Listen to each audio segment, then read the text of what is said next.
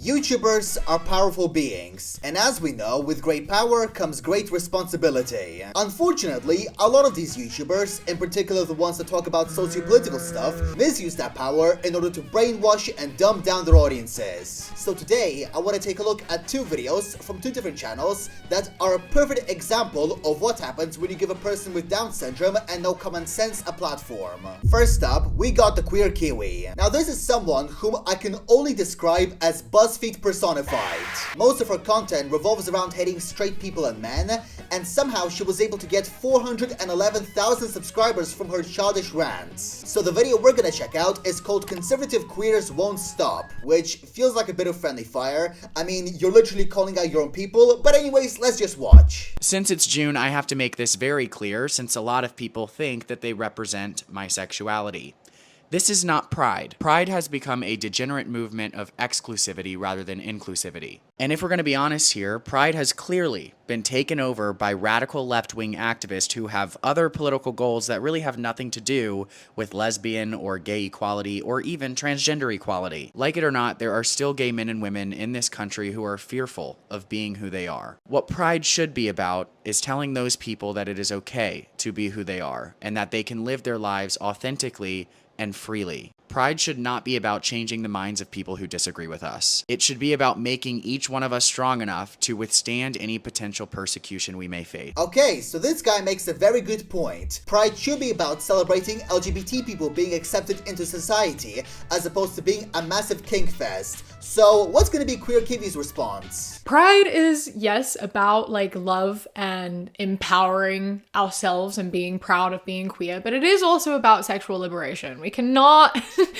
deny the fact that sexual liberation is a part of Pride. Except it just isn't. The foundational point of Pride is to celebrate and promote the social acceptance of the LGBT community. I mean, this excerpt from the BBC sums it up best. Pride is a celebration of people coming together in love and friendship to show how far LGBTQ rights have come and how in some places there is still work to be done. But according to the queer tard, this shit is apparently integral to Pride, and if you say otherwise, you're homophobic. Like, I'm not a conservative and I have nothing against gay people, but what I am against is the hypersexual perversion that happens at some of these Pride events, especially when children are around. Not only does it create a toxic culture that brands anyone critical of such stuff as a homophobe, but it also goes against what the initial LGBT movement stood for. It was all about the idea that gays aren't monsters and that they are just like normal people and want to be accepted into society, but now it's transformed into this cult of narcissism that proclaims that gay people are special and everyone should agree with what they say and do and accept their indoctrination. And also, I'm sorry, but the end there being like,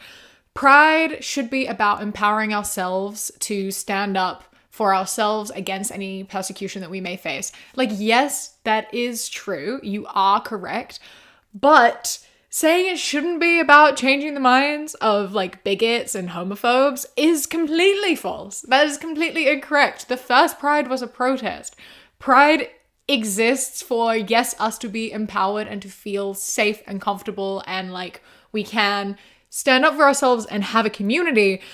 But also it is about being loud. It is about being there and telling people, especially bigots, that we are here and we are not going anywhere. It is about trying to change people's mind. Okay, this argument of hers is bad for two reasons. Number one, by saying that bigots should be attacked for their beliefs, you're essentially promoting the suppression of freedom of speech. I don't agree with people who think that being gay is a sin, but I'm not gonna pick up a pitchfork and attack these people into changing their minds, because at the end of the day, they're entitled to their opinion and they're entitled to expressing it. And number two, she says that the movement started out as a protest and it should keep going that way, but she's ignoring to mention that the protests started at a time when homosexuality was still considered a mental disease and people were being prosecuted for it. But nowadays, things are a lot better for gay people. They can marry, they have legal protections against discrimination, they can adopt children, so unless persecution flares up again, what's the point of the protest? This is 4 things people tell me as a gay Republican. You're a traitor to your people. my people does not equal my sexuality. Republicans hate you. And then like an article saying, majority of Republicans support same-sex marriage. Did they pick you yet? Yes, lol, they're very kind to me. No, your people aren't your sexuality. Sure, your friendship circle and your politics and whatever can be about more than your sexuality. However, because of your sexuality, you should be able to empathize with other people who are also queer. You know what I mean? Like, that's kind of the point. It's kind of the point of like, you're betraying your people because going against going against queer rights is like, yes, a betrayal to yourself, but also more of a betrayal to other queer people who do not share the privilege of being a cis white man. Bro, she is actually malicious. She legit just called this gay Republican a traitor to his people just because his opinion doesn't align with what the majority of other gay people think. By the logic that she's going with, I, a Russian, am a traitor to my own people just because I don't support the war in Ukraine. This is legit the kind of groupthink mentality that these people love to criticize, such as the groomer narrative, and yet they themselves encourage it. Republicans love you because, as I said, you are at the top of the queer food chain. You are very easily able to be like the token gay because you are a cis white man and you are able to politically align yourself with them. So they can be like, see, I don't hate gay people because I like this guy. I like this guy, so like I'm allowed to be homophobic to everyone else because like I clearly don't actually hate gay people. They would turn around and stab you in the back so fast. I don't even understand what argument she's making here. So just because less Republicans support gay marriage, that means that all gays should unite into a pro-Democrat hive mind? Like, this is the kind of tribal mentality that makes me think you should be forced to go back to preschool. Also, it's funny how she's dunking on the Republicans for using gays for their own benefit when Obama himself didn't support gay marriage until it was favorable for him. So the reality is that both Democrats and Republicans use minority groups for their own benefit. It's not like one side is exclusively evil, that's just dumb. Happy Pride Month. Friendly reminder, being gay is not a personality. Hey, you know what else isn't a personality? Being a gay Republican. And yet, here we are.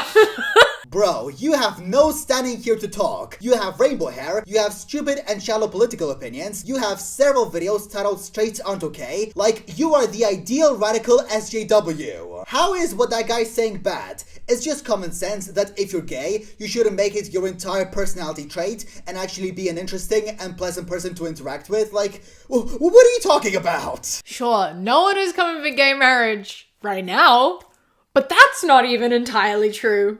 Actually, like, maybe a majority of Republicans aren't coming for gay marriage. So some conservative, like, Republicans will refuse to marry gay people. They're fighting for the right to not have to do that. There was a bill overturned last year where people are allowed to discriminate against queer people in like places of business. Like, that is something that happened, and that is something that happened due to Republicans. Okay, so she makes a decent point here that a lot of the anti-LGBT bills passed in the last 2 years were initiated by the Republicans, and there are a lot of such politicians expressing an anti-gay sentiment, and therefore, gay people shouldn't wholeheartedly put their faith in the Republicans. Still, however, this victory is kind of overshadowed by the fact that she brands the gays who join the Republicans out of their own free will as traitors, as if the only reason why they're doing it is to spite the other Democratic gays, and not because they have genuine concerns about the LGBT community. Gays Against Groomers, for example, is an organization run by a lesbian couple that advocates against the LGBT community spreading sexual and inappropriate stuff amongst children. Queer Kiwi seems to think of people like that like they're Samuel L. Jackson in Django Unchained, a slave willingly cooperating with a master, when the very, very simple truth is that these people aren't against gay rights,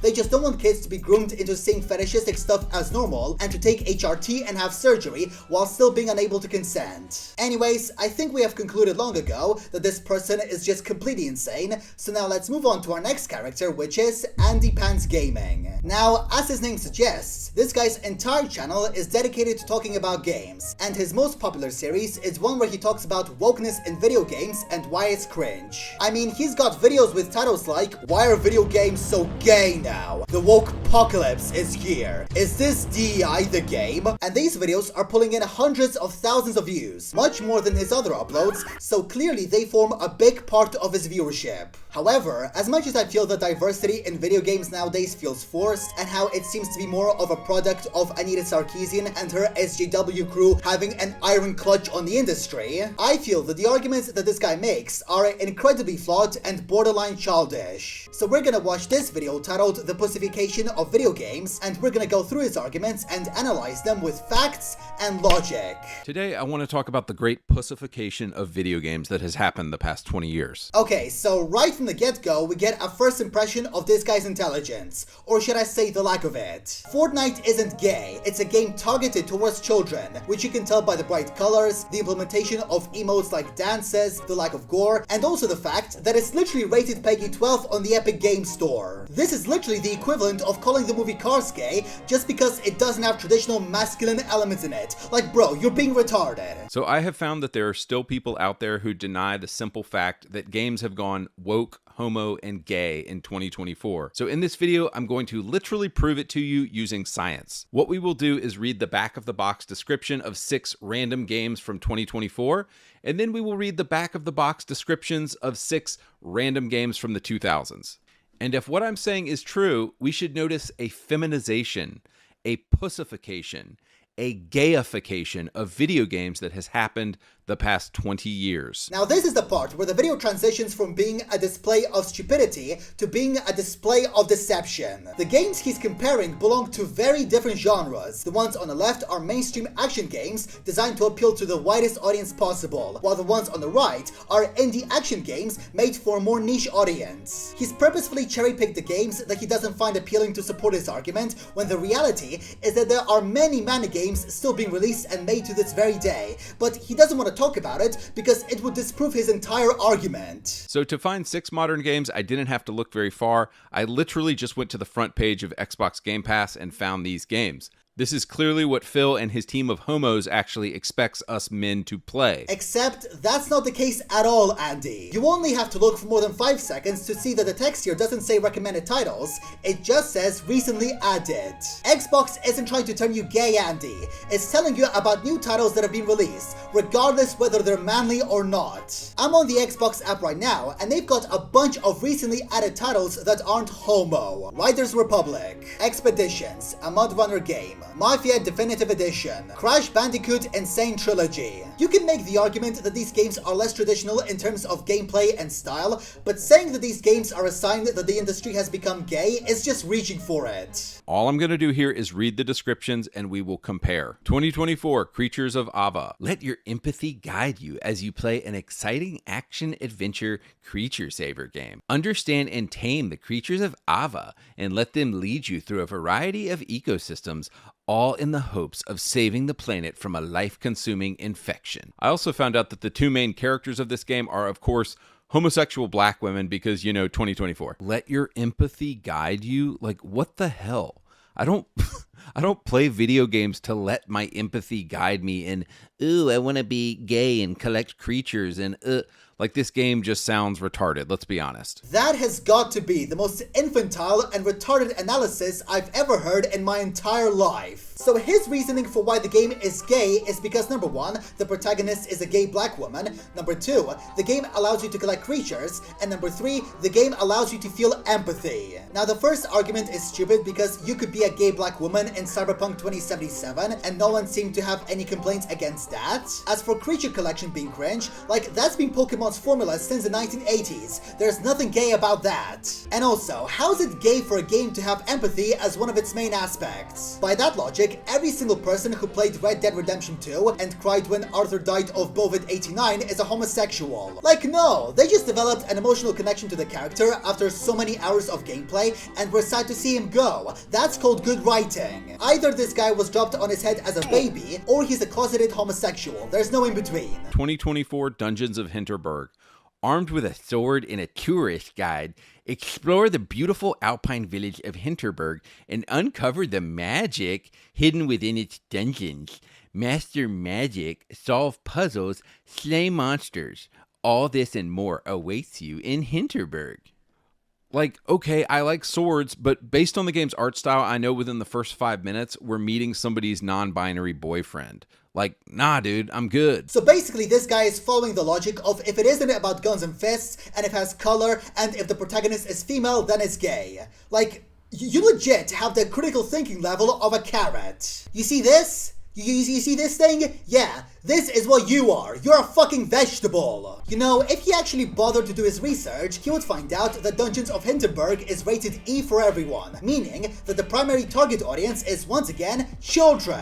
And children find stuff like fantasy and bright colors very appealing, much like Fortnite. In fact, pretty much all of these games that he brought up except Flintlock are rated E for everyone. Again, you're comparing apples to oranges. But even if a game is for a younger audience, that doesn't mean it's gay trash. Hi-Fi Rush is a game with bright colors, a lack of blood and guts tier violence, it's rated 12+, and yet there's nothing gay about it. None of Nintendo Switch's biggest titles are gritty action games, and yet 54% of people who own a Nintendo Switch are men, and I'm pretty sure the majority of them aren't gay. Just because a game doesn't have a hulking man as its main protagonist and a palette that consists of more than 3 colors doesn't mean that the game is gay. That's borderline Down syndrome thinking. I don't want to play anything about collecting adorable creatures or delivering gay treats to people's houses.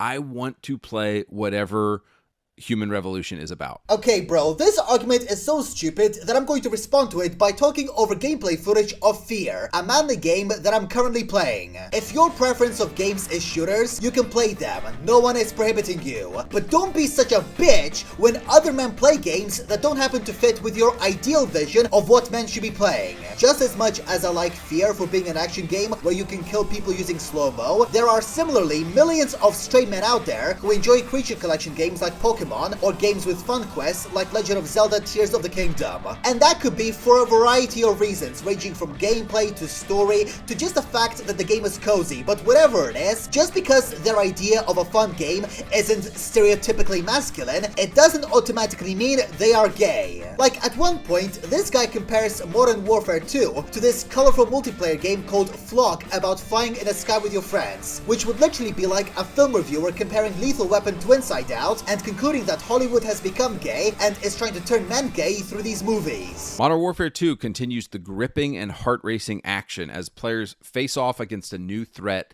dedicated to bringing the world to the brink of collapse.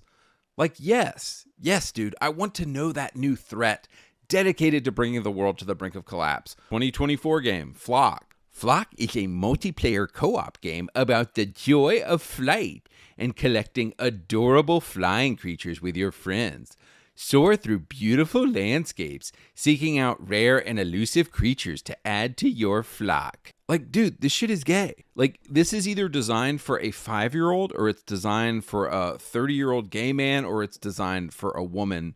But none of those people are buying Xboxes. This game has a cartoonish art style and a very diverse color palette. Like, why would you play this game unless you're gay? Like, if you genuinely consider buying this game, you're an actual fat. Honestly, if I ever see this guy taking it in the ass from a male prostitute in the red light district, I would not be surprised. He actually does sound like a closeted homosexual. So, in conclusion, both of these people are severely mentally deficient, and if I was president, I would send them both back to the kindergarten. But anyway, guys, that is the end of this very epic commentary video. Thank you all so much for watching and for all of your support. Remember to subscribe, like, comment, turn notifications on. Please comment because it really helps me out in the algorithm. Also, join my Discord server and follow me on the cesspit known as Twitter. Also, please don't send any hate to the Queer Kiwi or AndyPants Gaming. It's just unneeded. And as always, I will see you guys in the next video. Bye bye.